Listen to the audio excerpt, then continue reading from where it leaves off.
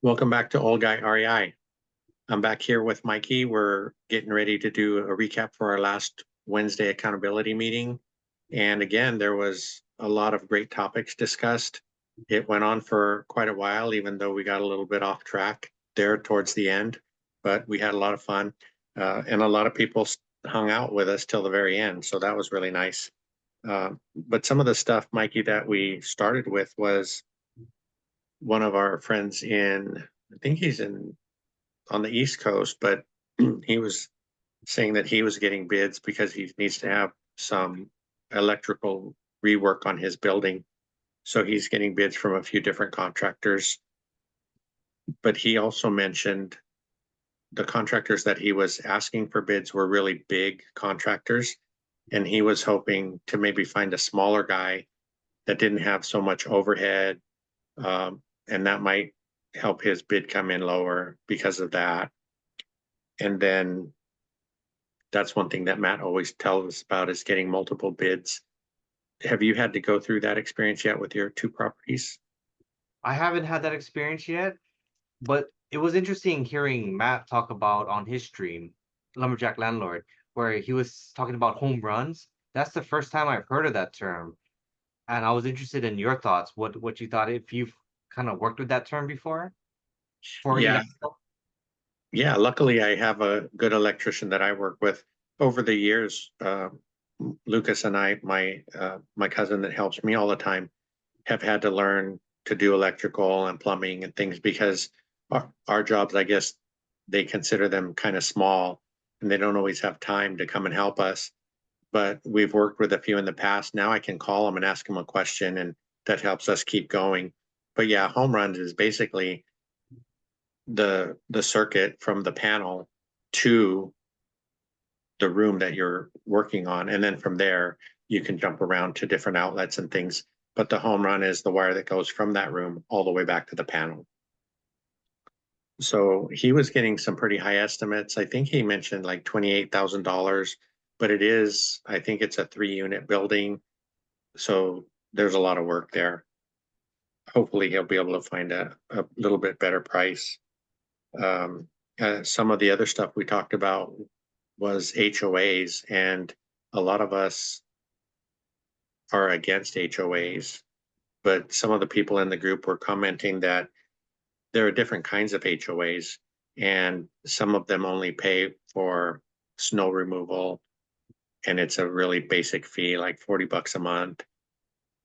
And the other ones that we talk about, you run the risk of getting a special assessment. And Matt even talked about that, where, for example, if some huge job needs to be done on this building, they're going to divide that up for all the owners that have townhomes or condos in that building. And it could be a super big expense just thrown on you, and you don't have a choice. Both of your properties are single family, right? With no HOAs? No HOAs, and my friend he had a condo in a high rise, and he wanted to sell that so that he could get a primary single family home. But right before he was trying to sell, he got reassessed $10,000. So there are instances where that reassessment can really get you. Yeah, and it could limit you or prohibit you from selling. That wouldn't be good. Um, Also, with the HOAs, I think you need to be careful too, because sometimes they'll put a limit on what percentage of properties can be used as investment properties or rentals. I had a friend who was considering buying one, and before he closed, he found out that, for example, they allowed 50% of the units to be used as rentals, and they were already at the 50% limit. So if he bought that unit, he wouldn't be able to put it up for rent. So that's another thing that comes into play also. And we had good news. Chester uh, had gotten some news that when he did the appraisal on the property he's under contract for, the appraisal came in low, and he was able to get it reassessed, reappraised, and the new appraisal was $1,000 over the asking price. So he's able to move forward on that deal and should be closing pretty soon. I've heard of a few people trying that when they've gotten low appraisals, but I've never heard of somebody actually getting reassessed and winning. So that was really great news. And Chester, wealth building journey. He's been in all the live streams from the very beginning. So very dedicated member of the ORAT community, and it's just great. He's been at pretty much every single accountability meeting we've had. So yeah, we really value all of his input and all Yeah, of his moderating too in the chats. right. He's super helpful. And we were just kind of kidding with him, but he hasn't closed on this property yet, but he's learned so many lessons through the process. And that's, what we talk about too is once you're able to get that first property under your belt, that's when the learning really starts. But hopefully, I think he's gotten a lot of these things out of the way. So when he closes, hopefully it'll be pretty smooth sailing. Yeah. So happy for him to get his golden ticket. Yeah, that'll be awesome, especially when we see him in Vegas this February.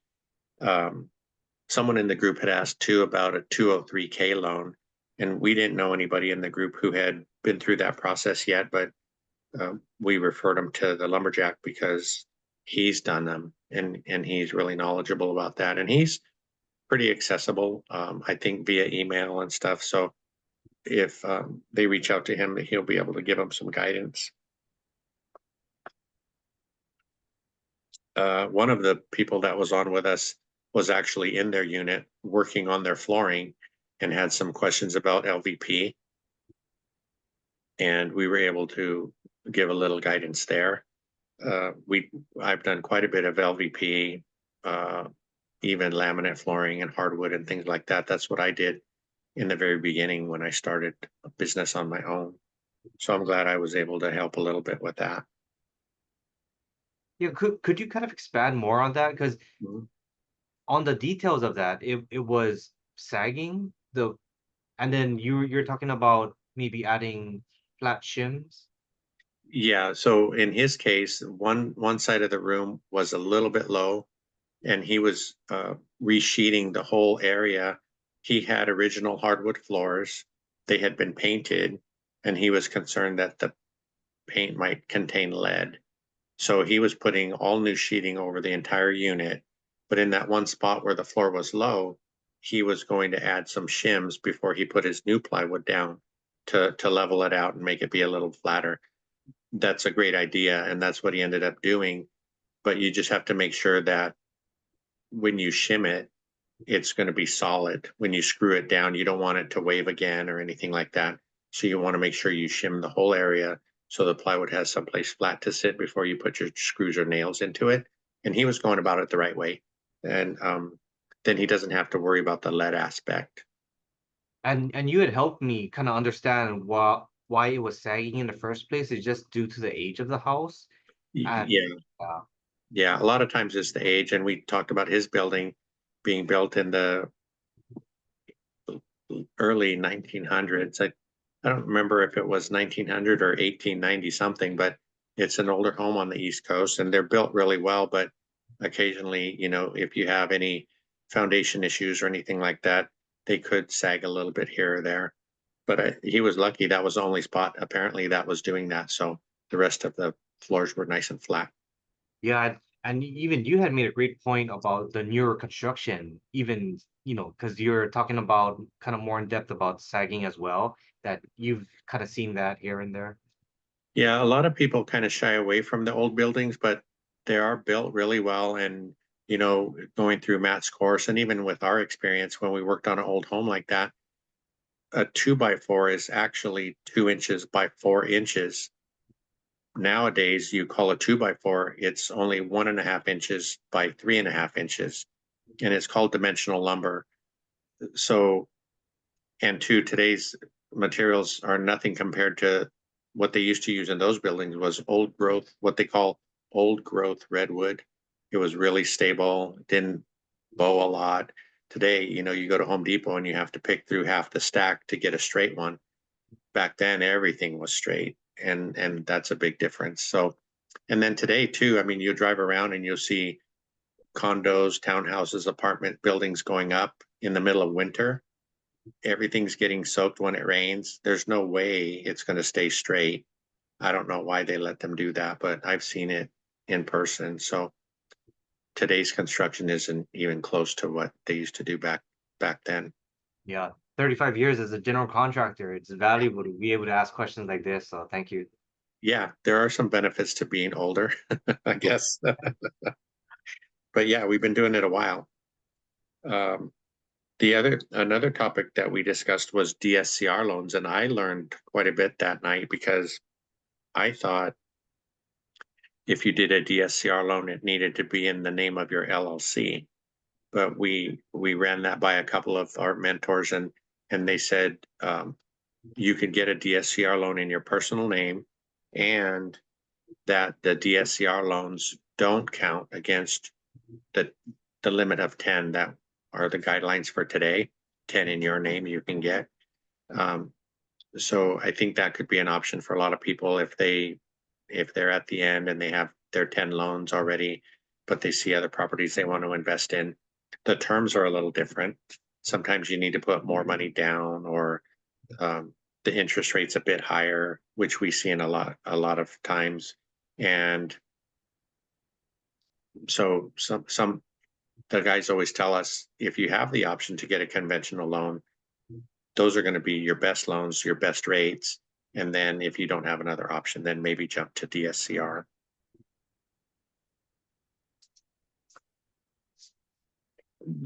There was also, had you ever heard the term, somebody brought up the term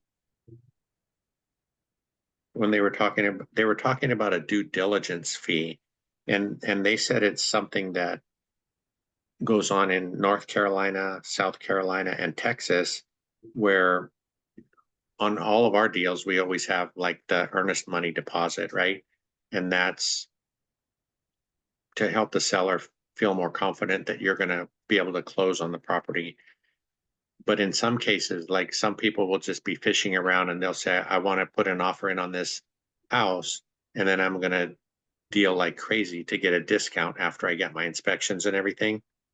So the due diligence fee, they use it to keep people from doing that. It sounded like. So I think they said it was a couple $1,000s, but you put that down, and if you back out of the deal for any reason, you lose that. If you back out of the deal, say for an inspection or something else, that appraisal or financing contingencies, usually you wouldn't lose your EMD or your earnest money deposit, but you would still lose that other fee. So I guess it kind of keeps people honest and tries to avoid people going into the deal with that mentality that they're going to, rake the seller over the coals. Yeah, I've never heard of that. So that's a great point. Yeah, and we were going to do a little bit more research because they only mentioned those 3 states, but we were wondering if it's something that other states use as well. That would be interesting to find out. Um, we talked a little bit about HELOCs, and someone in the group had recommended, if you have a HELOC open and you haven't used it, that you should use it, even if it's for something small, just to keep it open. Because with lending the way it's going now, your bank could close the HELOC without much notice.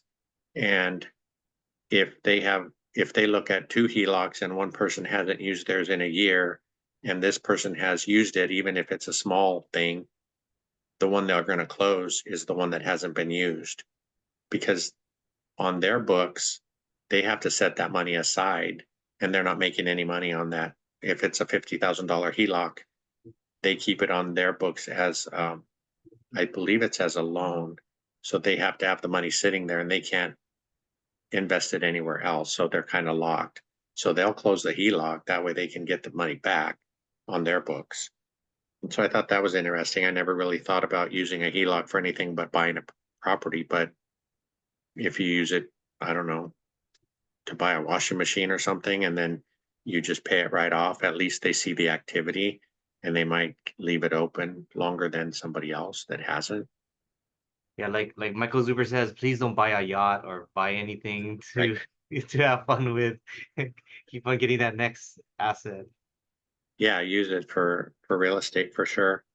Um, the other thing you and I were talking a little bit about earlier was um, something that Mark, the financial firefighter, brought up about social media and the way he's learning. Because I mean, you and I have talked before, and he's done some amazing things with his videos and his thumbnails and all those kinds of things, the notifications. But he was telling us about vidIQ, and I have never used it before. Yeah, talking because I know Think Media, Sean Cannell, he really likes using all types of different equipment and trying to grow your channel and trying to be able to monetize and have extra income, even off a W-2 or if you're retired and just looking for extra income. It's just been another great resource that, Michael Zuber has also interviewed him. So it's good just seeing Mark's channel, Financial Firefighter, grow. And I think he's now closing in on 600 subscribers. So, about 400 away from getting monetized. So then I can be able to super chat and have a lot of fun over there. But just seeing him just constantly put out content is not easy.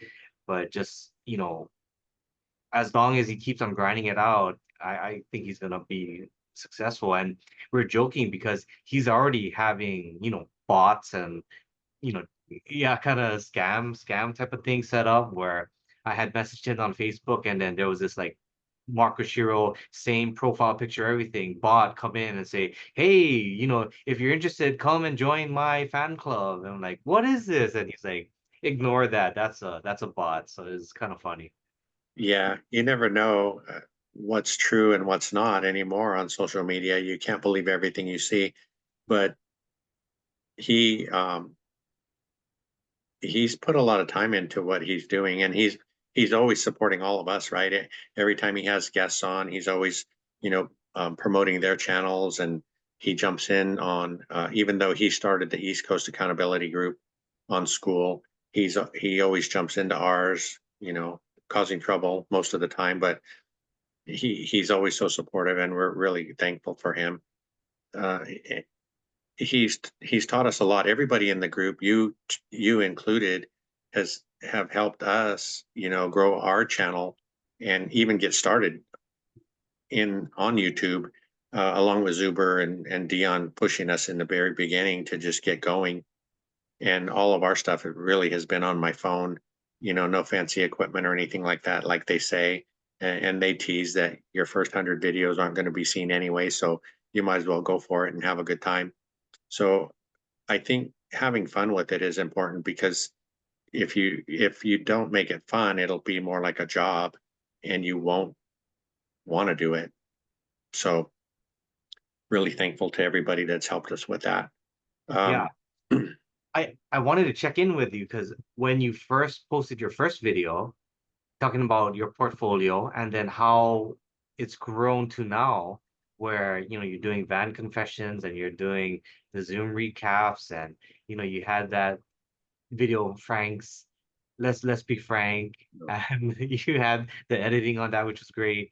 I just kind of wanted to hear your thoughts about how it is now and where do you see it kind of going.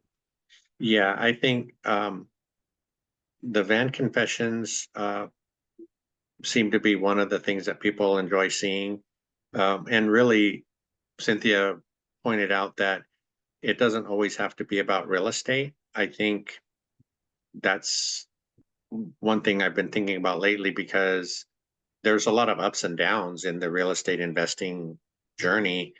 And I don't know, maybe one day you're just depressed because you didn't close on a deal, or you're super happy because you did close on a deal. Those things people appreciate because it's the truth. You're being honest about what you're going through. And that's why we started the channel, because we wanted to share the experience with people so they could make better decisions, whether they want to get started in it or not. We talk about how the first 5 years can be a struggle, and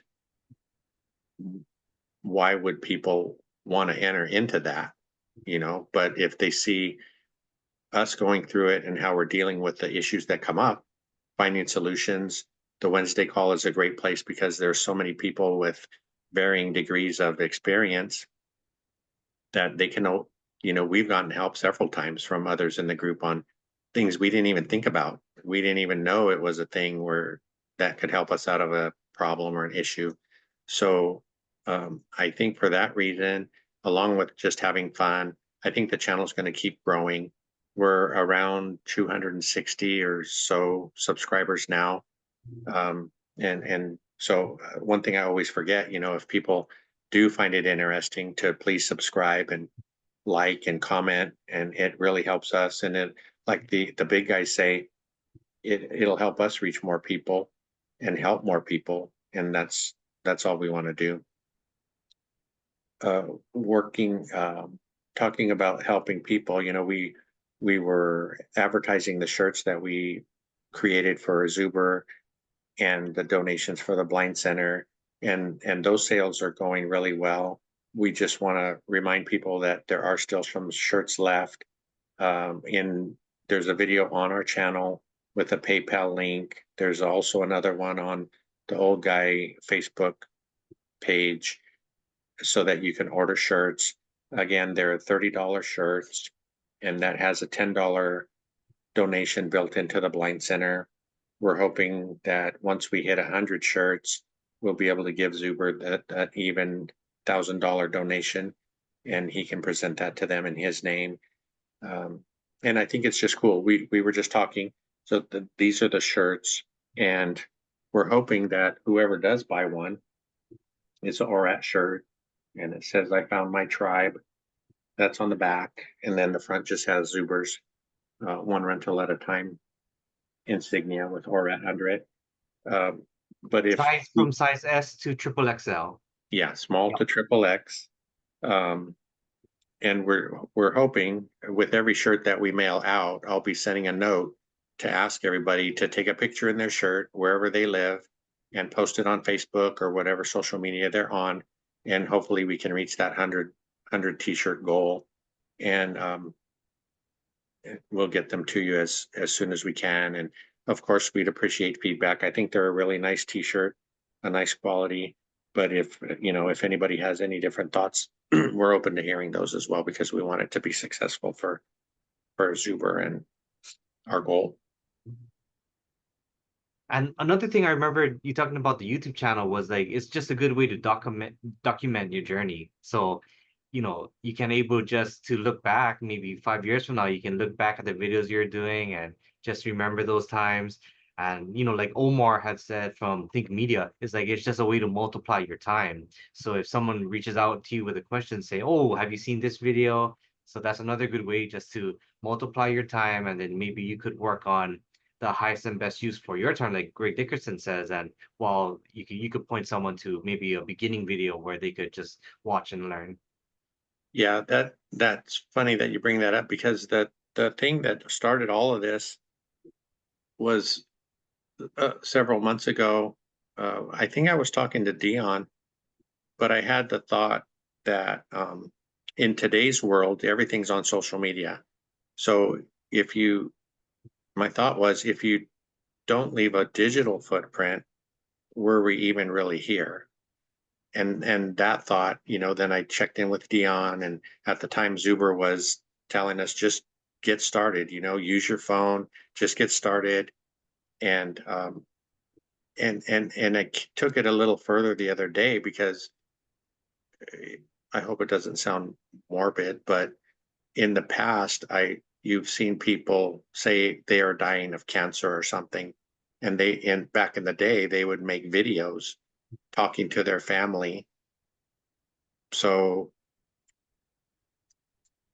I don't know, they would give their last message to their family or let them know how much they love them. And people, that was a thing for a while. And today I just think, like, if you have kids later on, they'll be able to go back and see, what dad really looked like when he was 30, 40, 50, what he was doing then, who his friends were, things like that. So I think it could be valuable in that respect as well. Absolutely. Yeah, because when I first started out, I I really didn't know what I was doing, and I had so many questions. But once, Mark and Financial Firefighter, he got me hooked up with the group, and I was able to really ask questions in all the live streams and meeting you. And yeah, it's just really, I've had exponential growth just learning, but I'm still going through it and still a beginner, but I'm trying my best. Yeah, well, you mentioned it earlier, starting the channel and learning how to post videos and download videos and edit videos. Um, it's been a journey. Even we joke around because today still you don't know where to find the record button or something like that. But practice makes perfect. So we'll be able to, we're just getting better each time. So I think these are valuable too, these weekly recaps. Hopefully others find it, the information useful and enjoy watching too. So we'll do it again next week after our Wednesday call. Absolutely. Thank Yeah. you. Yeah. Thanks for being back with me. Sure.